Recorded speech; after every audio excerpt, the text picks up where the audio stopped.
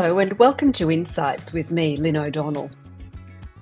I'm joined by Javed Noorani, who I consider to be the premier expert on the mining sector generally, and in particular the sector in Afghanistan, its minerals landscape and its potential, and of course the corruption that has been a hallmark of the sector in Afghanistan for many years, not just during the Taliban era, but also during the Republic era. As a researcher, he's written for many publications and organisations and continues to do so. He also considers himself to be an activist for transparency and accountability in mining and for sustainable development. Have a listen.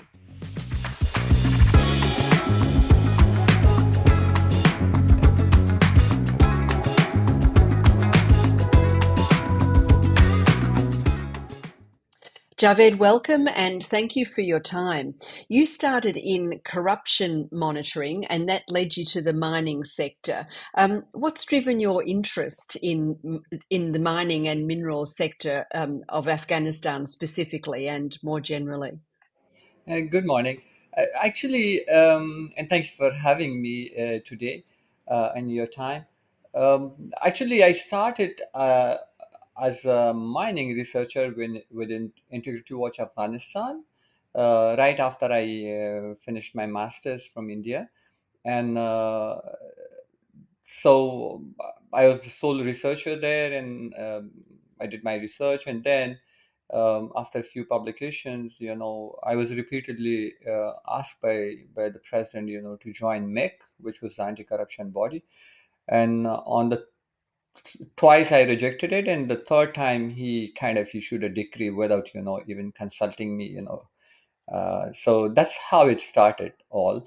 And my interest grew because I realized, that mining sector could actually change the fortune of the country with the kind of diversity we had, with the kind of global needs that were there for some of the minerals that we had. And at the end of the day, as an Afghan, I also wanted, to see Afghanistan transform from, uh, a conflict-driven country into a prosperous regional economic and security partner with other countries. Indeed. Well, the prevailing cliche, which you've alluded to about Afghanistan, is the presence of trillions of dollars worth of minerals that could be the basis of a thriving economy in a prosperous country. And yet, where does this come from? Is it true? What does Afghanistan have in those hills? Yes, so it's interesting because for the first time, the British are in 18th century discovered some minerals, and there are studies from the British India where they would conduct studies were conducted, and huge deposits of coal were discovered, and then with the arrival of Russians and the Italians and the French and Americans. And again, the last time Americans did survey, they found, very good impressions of minerals across the country. At least 87 different minerals. And then you have hydrocarbon. You don't have all these in one geography. But then, they call it nature or divine, it's been kind of spread all over the country. If we, obviously, a geologist will tell you, whether it's $1 trillion or $1 billion, only if they put boots on the ground and do their surveys and discovery processes, the feasibility of the minerals. But initial impressions of those surveys show, yes, Afghanistan's got huge deposits. We cannot say whether it's trillion or 2 trillion or three, but certainly there are, huge potentials of, we have deposits and huge potential for development. Mm. The Republic is gone. There was a lot of talk under Presidents Karzai and especially under President Ghani about developing, bringing in international organisations to do the work. But nothing ever happened. So the Republic is now gone and the Taliban have returned. How are things different? It's true, both President Karzai and Dr. Ashraf Ghani tried to, kind of leverage the mineral resources of Afghanistan to see if we could kind of, bring in investment. But, genuine mining companies uh, always calculate risk of, investment first, before they go. And, those mining companies that believe in, development and sometimes transparency were not willing to come forward. Only, tainted companies like state-backed companies were willing because the risk was borne by the state, not the entities. So that's one. The second, yes, there was corruption in the previous regime, massive, at every level. And I see a lot of signs of corruption, right now in Afghanistan, when contracts are given out, contracts are implemented, revenue lost, and uh, institutions are not in place, to monitor, either contract out the minerals or monitor production, export, and everything, inflow of money. So the situation has not changed much. Well, at least there was a semblance under the Republic governments of adhering to international norms of contract, coming up with the contract, signing contracts, and going along with um, the uh, the type of expectations that the international community sector might have. The Taliban is as yet unrecognised as the government. So I'm wondering about what sort of expertise and capacity does the Taliban regime have for signing contracts? Is it just a level of exploitation from partners that want to come in? And after, if we think of the post Taliban era, how much credibility, legal weight will the current contracts have? Yeah, so very loaded questions. If I missed some, please remind me if I don't. Okay. Yeah, so uh, true, the current regime, if I may start with that, Mm. as I said, neither the legal arrangement nor the institutional arrangements are in place, to move on with the sector, bring in investment and promote development. Forget about, talking about vision, but the kind of diversity of mineral and deposits we have, the country certainly needs a vision, for its development. So yes, there are a lot of contracts given out. Some countries have come forward and, put their proxies at front, to get contracts, and they've already got those contracts. These are not very good signs for Afghanistan. As an Afghan, as a researcher who's worked in Afghanistan for over 10 years, I don't think those are very prudent steps. So that's one side of it. Um, Contract signed, and what if there's a regime change again? What happens to them? Some of these countries can manage, to hold on to those contracts because they have influence and they will continue to have influence. For example, now INAC regime changed, the contract is still there. Or the iron deposits that have been contracted out to Iranian companies and their, some of their front people, front men, those will stay there. They will find their way, to work out those contracts if they're honest to develop. But I doubt, they want to hold on to those contracts on paper and, have the ownership of it. I doubt, that the Chinese would develop, INAC for the next 10 years. They've already spent, it's already 15 years, I guess, 20, Mm. 10 more years until somebody Mm. forces them. The same would be with the Iranians. I doubt they would, develop it. 1 year has passed, I haven't heard any story of development of those mines yet. Mm. Well, with INAC, you're referring to the massive copper deposit in Logar that the Chinese spent $3 billion on. My impression of that has been all along that it's really just a price and supply hedge for the Chinese. And they're as astute about watching the global price of copper as any trader. Um, but they've cut the ribbon on Mezainak how many times? Half a dozen times. I guess that's really just about the Taliban taking ownership of that landscape. Yeah. So just a little, thing about INAC. They promised to Miss INAC, which is a massive copper deposit, and Chinese growing demand for copper. Like 3 years ago, their demand of copper was 50% of the global production. So Mm, that's increasing mm, with urbanization, with technology and all. There'll be more need for copper. It's as strategic as lithium is, if not less. That's one I wanted to kind of underline.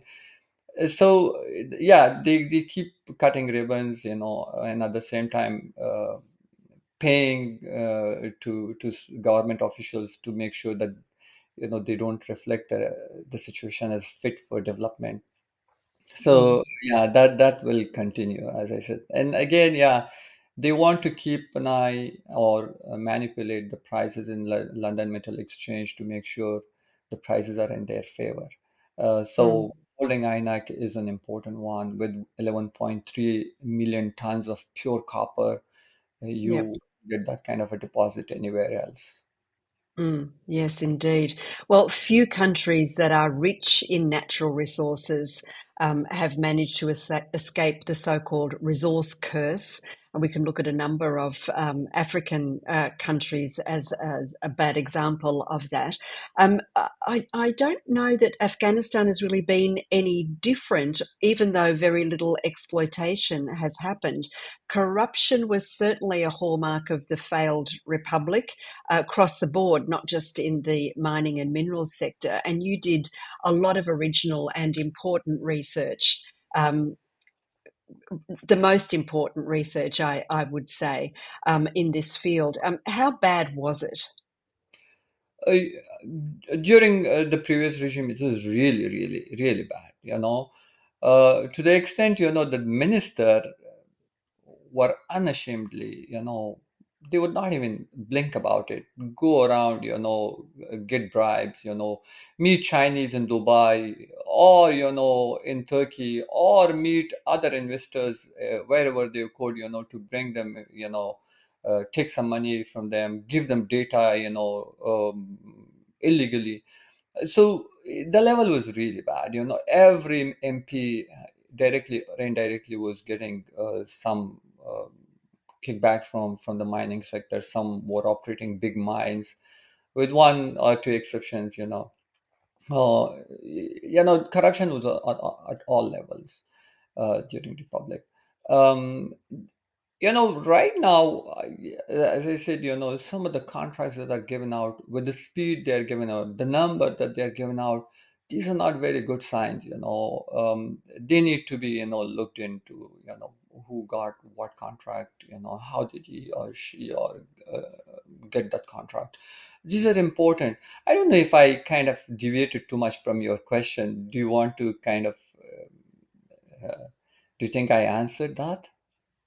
Oh, yes, I think that the levels of corruption of the previous government are undeniable. And, we're talking about kickbacks in the mining sector and the involvement of ministry officials, minister level on down officials, that, you know, like, when you're sucking the money out instead of putting it in, of course it's going to collapse under its own weight. And I guess that's what happened, yeah?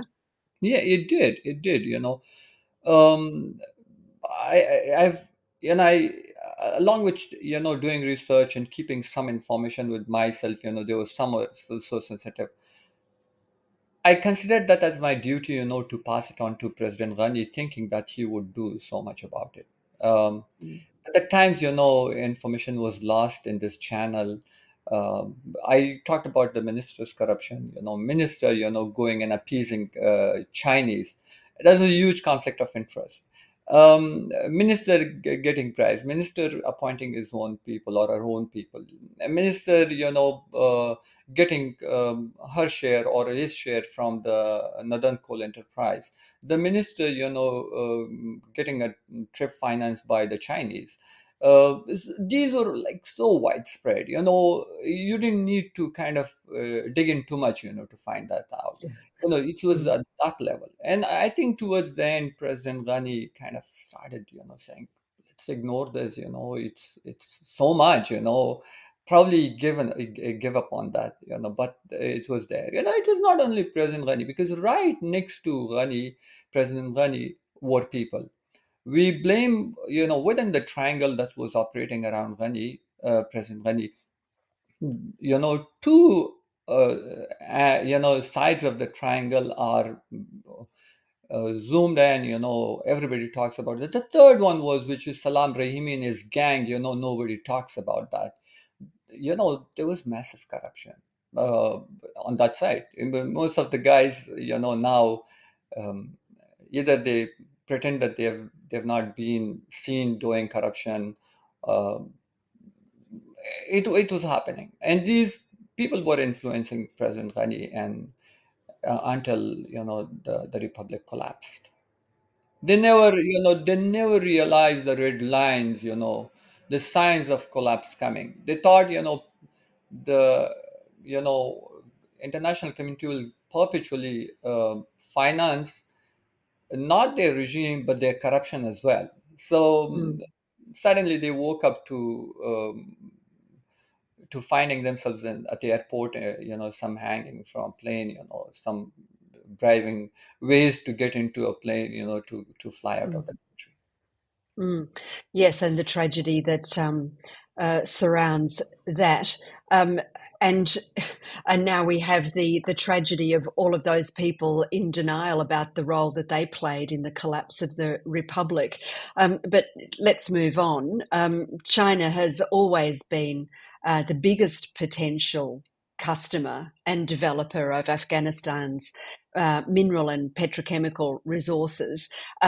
Throughout, I've always taken a great interest in natural resources, and from my time in China and China's growing interest in that sector globally. And it seems to me that the Chinese appetite for at least financial risk seems to be a lot bigger than that of the major global corporate players.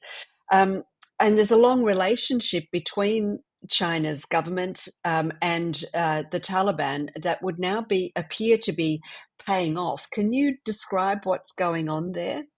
Yeah, so if I may start with, the global competition over minerals, nobody denies that, the European, Canada, US, and China, and now increasingly other countries are locked into a massive, intense competition over mineral resources. And Afghanistan offers a lot, but Chinese interest is, in Afghanistan minerals is multiplied by two, because they're also trying to connect Afghanistan through Belt and Road, and mineral resources are very good, easy, low hanging fruit, to start with, and they show interest. That's one dimension of the Chinese interest in Afghanistan. And the second important side of it is, competition plus, trying to have influence in Afghanistan. If they connect Afghanistan through Belt and Road, uh, that's not where they will stop. Obviously elsewhere they've started with minerals, or a development package to develop infrastructure, and then move on to manufacturing sector, so the influence increases. And then the next level is, the Chinese coming with their banks to open in that country. And so once into the banks, they have a good picture of the financial system, and gradually a control over that uh, will kind of bring the country to its knees, or at least under its influence. That's one. State-backed Chinese companies now have huge appetite or potential for bearing risk because the state backs it. Let me talk about INAC, the Miss INAC contract, how they Mm, kicked out the best out of the competition. So the other company that very came very close to the Chinese one was the Kazakh company. They were moving head to head, with them. So what the Chinese did, they said, we'll pay $808 million as a bonus, cash bonus. There were so many conditions attached to that. They smartly, the evaluator of the proposals didn't look at those conditionalities. They said, "Wow, 808 million for a country like Afghanistan is huge. Oh, go ahead. Let's go ahead with this company." And they went ahead. mm, And later on, they found out, that cash was contingent upon, some government, Afghan government's responses and responsibilities and all. And then it was in installments. First would happen in after a year, and then second after 4 years, and then that's how it worked. They've not paid those $880 million in cash to the Afghan government. Some they have paid, but that's it. And they've held to the deposit for the past 2008. They signed it. I think now it's 2024, and they will continue to hold on to it. mm. So the one very very important thing that gives the Chinese companies an edge over all the big global mining companies is because the state kind of bears off of the risk, of investment in a country like Afghanistan. Probably they do the same in Africa, but that's Mm. how it works. Other mining companies, big mining companies, cannot uh, bear so much risk. Oh, they have shareholders that they have to be accountable to. They can't just slosh the cash around in the same way. Yeah. Is one of the holdups? I remember the plan, the Chinese plan for Mezainak, seemed to be holistic in the way of the post-revolutionary development of certain areas and regions and cities of China rolled out.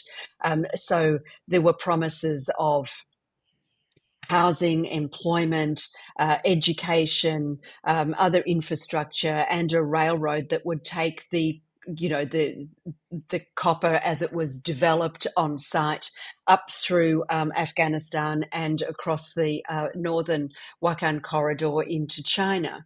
It seemed like a huge ask, but it also seemed incredibly attractive at that time. Wow, look at all this potential development, not only of bricks and mortar, but also of human resources. Now I'm seeing uh, news footage of the development of the road through the Wakhan corridor, which has Chinese language signposts on it, however many kilometres to China on signposts that are broadcast on um, uh, Taliban propaganda television stations. Is this a part of it? Do you think is Afghanistan going to get infrastructure that suits the developmental needs of the country, or infrastructure that suits the uh, economic and resources needs of China? Well, even during Republic, I was interested in Chinese infrastructure project in Afghanistan. I came across a discussion, that the Wakhan corridor was planned probably 15 years ago, and there was Mm. the discussion going on between people in Republic and the Chinese. So the discussion fell apart because strongmen in Kabul, uh, from the north, some wanted this corridor to go through Badakhshan directly all the way to Faizabad and to Kunduz and all. The other Mm. group wanted it, part of Badakhshan and then Panjshir and Kabul. So that's where the discussion stopped, or they couldn't agree on it. And now the corridor is very important for China. We don't have much export. What will be export other than minerals? Yes, so it suits the Chinese. And then, I think it would be naive, to think that the Chinese are not thinking 20 years ahead in time. Mm. So all the infrastructure that they have kind of put on the Afghan map are not the work of a year. I mean, yesteryears, it probably a lot has gone into it before even they put it on the map. Yeah, so that's how I think, and Belt and Road looks now a reality to me. The way they're working on it, the way they're identifying deposits, and they want to invest in those deposits. Do you think what's going on in Pakistan is an object lesson for what could happen to Chinese interests in Afghanistan? There's a lot of, I just spent a couple of months in Pakistan. The security for Chinese companies and personnel is very much compromised around development especially in the Baluchistan region. Um, do you think, and it has led to Chinese senior government officials threatening um, quite openly uh, to pull out of the infrastructure program that's been rolled out in Pakistan? Do you think the same could happen security wise in Afghanistan? Are we looking at a similar uh, potential security risk for China? I believe there is risk for the Chinese investment in Afghanistan unless we have some sort of a political setup, where we have included everybody, and in the setup everybody is happy, with or represented in the government. So that's essential, for any investment to be successful. Otherwise, somebody could kind of disrupt an investment or a project, and that will become a breaking news, I would rather say, as it's happening in Pakistan. Yeah, there's a huge risk for I think Chinese or any other international investment in Afghanistan. Mm. So uh, it's more, the political situation in Afghanistan right now that would kind of lead to insecurity for investment. Mm, yeah, indeed. We were talking earlier about the nature of the contracts that are being signed between the Taliban regime and Chinese state-backed companies. Um, we didn't really go into it in any great depth. Are these contracts likely to survive? Do you think a change of regime, given the Taliban's illegitimacy at the moment? Um, who are they signing them on behalf of? And the corruption within the Taliban is, it's downplayed and down talked by very many players who have a voice in the international community, United Nations among them. Um, is it any different, do you think? I think when it comes to the question of survival of these contracts, they will, especially the one that are backed by the state. I talked about INAC, Amu Mm, Darya, which was cancelled by the previous government, yeah. given back to the Chinese. Mm, Uh, it was CNPCI which initially got the contract, and then somebody else stepped in to implement the contract, and then it was cancelled, and then it's given back to another Chinese company somehow related to CNPCI. So those strategic contracts will continue to kind of survive change of regime, because mm, the Chinese, along with being close to people in republic, they were close to the Taliban, who were opposing the government, and mm, probably they're in touch with a lot more. Their understanding of Afghanistan is good, and so they would kind of be in touch with people so that their investments continue. Investment survival is not, I think, that difficult. I think holding on to that strategic area is key for the Chinese. Though they're already, mm, as you talked about the security issue in North Ainak, recently, the Chinese who were working there, were scared by some. event there. So yeah, it's not going to be easy because Afghanistan needs to stabilize first. Mm. Mm. Do you think that it's too late to bring transparency and integrity to Afghanistan's mineral sector? I mean, it's not like the Taliban care, and China certainly doesn't care.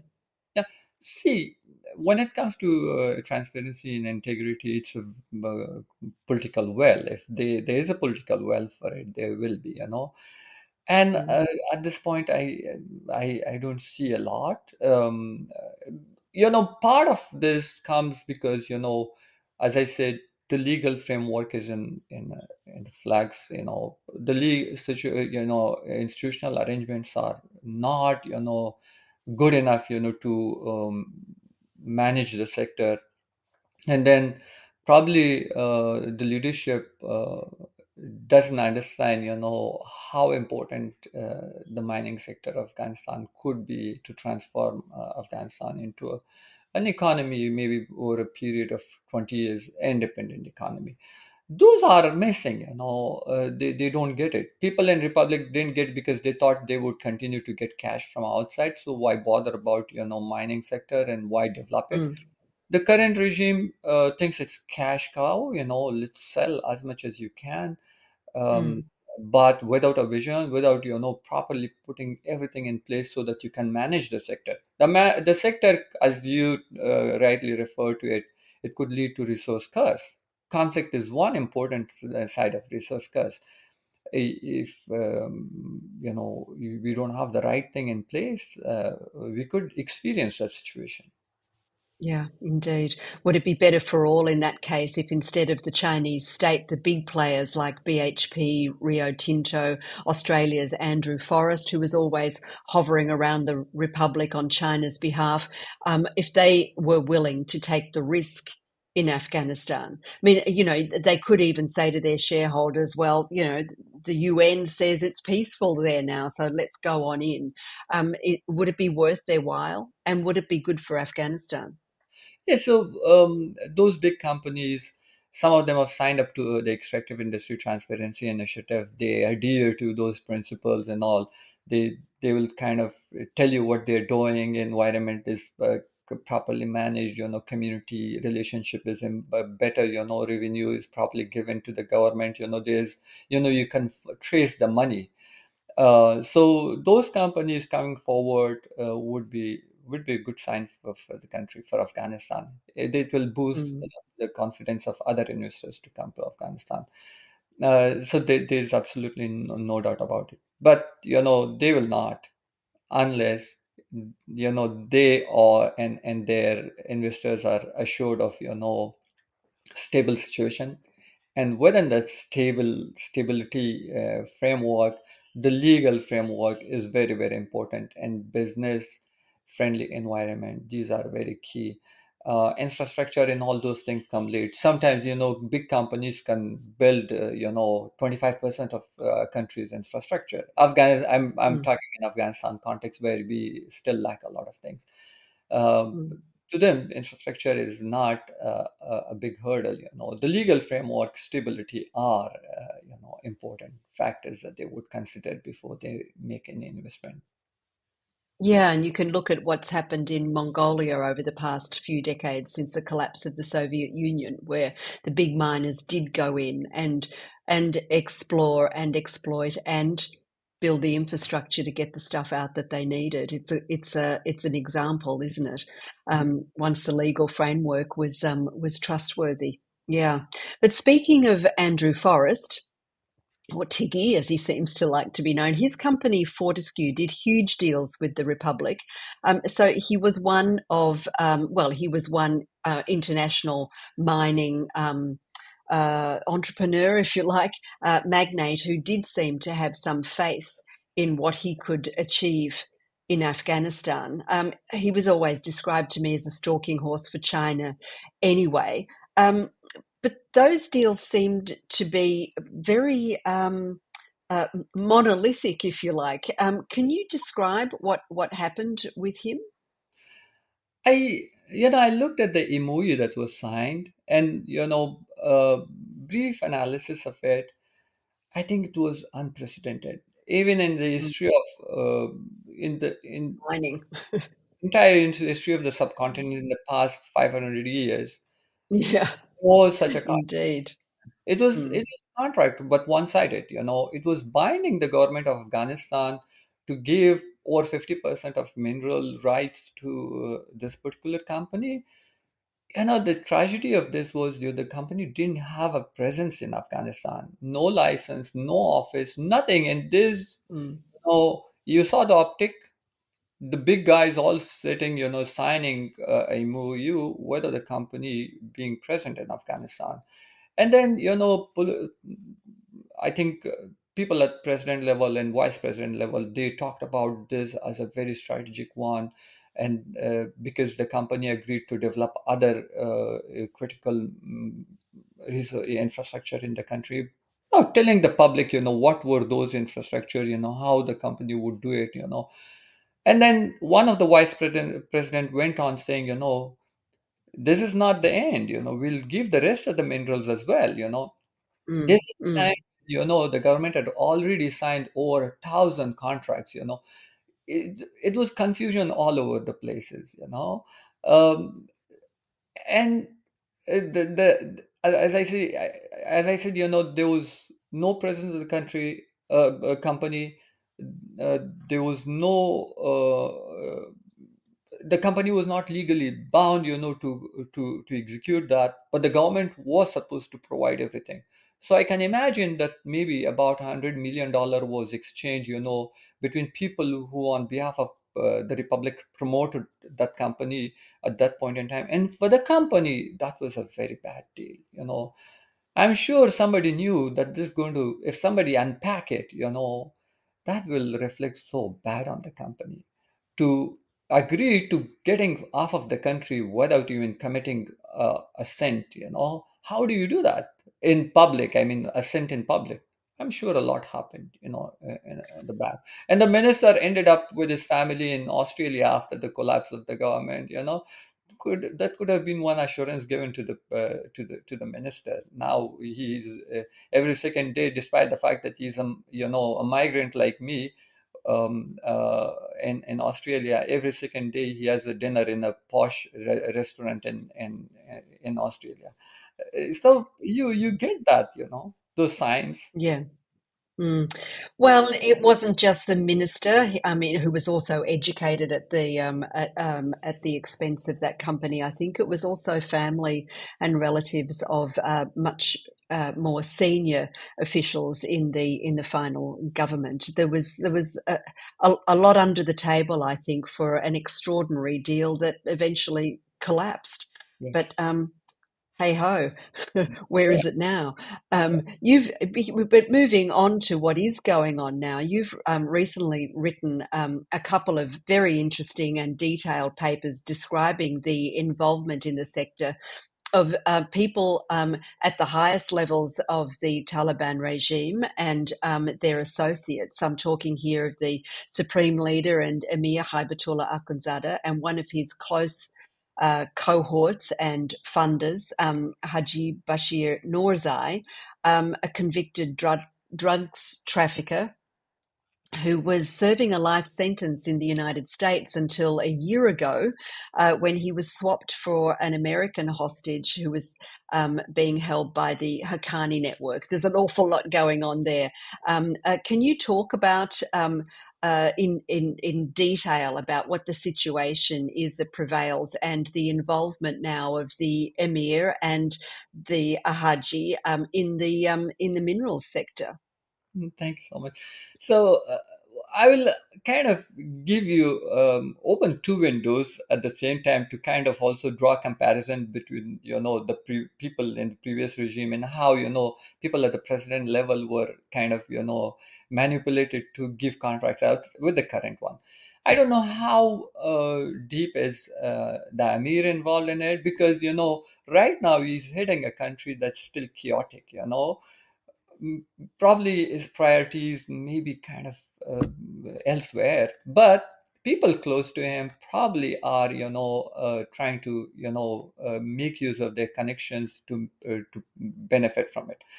Haji Nurzai, Haji Bashar Nurzai got this contract, and it was of interest to me. I did a study of the same mine, during the Republic, where Haji Kabir got the contract and never executed it. I was looking at it very closely. And so here after the change in regime, that contract is cancelled and it's given to a joint venture of Afghans, which is kind of owned by Haji Nurzai and another Chinese private investor. And they get the contract, with a promise that they would make a 310 million investment in 6 months. Impossible for any, unless you want to kind of have a chopper fly over it and throw all that money and calling that as an investment. That's the only situation. 310 million, talk to any mining engineer and geologist, they would kind of laugh it out. So that is one, and of course, I looked at the evaluation documents. So there was another company that won the bid based on the proposal, but the government decided to give it to Arjun Uzai. So that's the joint venture, I should say. So the joint venture winning a bid that was not supposed to be given to them is already a sign of political influence. So moving on to investment, it's almost 1 year now. I think 1 year. They've not invested much. They've got three drills. At max, they could cost $100,000, and that deposit requires specialized drills, to be there because it's a rocky bed for them to get samples, analyze, and then decide on investment. That's another side of it. But politically, yes, there's been political influence and contracting right now. The same would happen during President Ghani's time. You remember this Sodefco project given to Ashmat to process chrome in Afghanistan and then Mhm. export it. Yeah. Mm. President Karzai, the Ghuri Cement, his brother was a partner there. Similar was for Marshal Fahim, Kanuni, Dr. Abdullah, the head of parliament, the head of Senate or the upper house, the head of intelligence, the head of the minister of defense, the minister of interior, the minister of name any minister, name any MP, they would do similar things. Mm. Now Mm. I see the same Mm. friends. Ajib Bashir being close to the emir, getting contracts. Not this one. There are other big names. Who have got contracts mining. But this one in particular, you were alerted to it because it's a gold mine with gold that is almost impossible to extract in commercial amounts. Am I right? Yes, Mm. yes, so, yes. Coming back to this, see, the area is rocky for any. There's certainly deposit. Where is it exactly? Tell us a little bit more in detail where it is. Tahar is the province. Chahab is the district where the deposit. The villages are Nuraba and Samti too, and so it's at the river bed. Okay, and it's very rocky. For drills to get samples out, they have to drill down 1,000 meters, or maybe Mm. more, to get the location of the deposit and the percentage of gold in each deposit. So uh, any sensible companies or serious company would at least make 1,000 or maybe 800 holes to make sure that they understand that the mine is feasible. Mm. Every drill that they make in the ground would cost them easily in thousands of dollars. Imagine 800. Let's say, be very conservative. Let's say, they make 500 holes. Each hole, drill would cost them about, five to $8,000. You multiply that, that's huge amount of money. And it will take years, to make those drills. It's not going to Mm. be a question of 6 months or 4 months. The plan was, Noor's, the Afghan side of the joint venture wanted to get some quick cash. The Chinese side as well thought, that they would discover gold and sell it to a senior mining company. So the junior and senior is, junior mining companies come and do exploration and identify deposit and then sell it to a senior. And they, with the kind of approach they took, they did not find any gold. So now my sources tell me that those who are making drills are throwing some gold in each side and then rediscover that as a gold belonging to the deposit and telling outsiders that they found gold. That's not going to work. Any sensible mining company would come and study the area before they make any commitment. So Mm. that's the technical side and the political side of it. And these kind of investments will not work. The government has to get serious. They need to have proper procedures, regulations for, allowing investment, monitoring, proper inspection, until the mine ends, is fully exploited. Those who have managed, their mineral resources to be a national wealth or transform into national wealth, they have taken a lot of pain, to put in place legal framework, institutions, and Mm. all the monitoring capacity or management, structure in place to manage the mining sector, to avoid a Mm. resource curse, to put it that way. Mm. But this mine that you describe, Yeah. as it's being, the mine itself is not really being exploited. Potential investors are being exploited. It sounds to me like what opportunity this mine offers is the creation of a pyramid scheme, so that if you're pretending that you're extracting a level of gold and showing that to potential investors as, look what we're getting out of this, you're ripping them off, and it's just another fake, corrupt money making scheme that is benefiting people at the very highest levels of the Taliban regime. No different. Yeah, exactly. So, you bring in an investor and then take their money away. That's not going to send a very good sign. That's exactly what happened during previous regime. The Koisafi mine that I, researched on, the chrome mine, Mm. the Afghan side brought in an investor from UAE and took away all his money and left him with nothing. And then the person was influential and tried to get in touch with the president to get his money back. I think he didn't get it. So similar is this situation. The Chinese now find themselves, in a very difficult situation, saying we've already spent some, maybe a couple of millions or a bit more, and they're saying how do we recover that money? Plus, they've given this, they've deposited some performance bond, to the government to, I think, 1.5 million. They're like saying, can we get our money back? Now there is nothing there. So uh, help us out. Can we get our money back? Good luck with that one.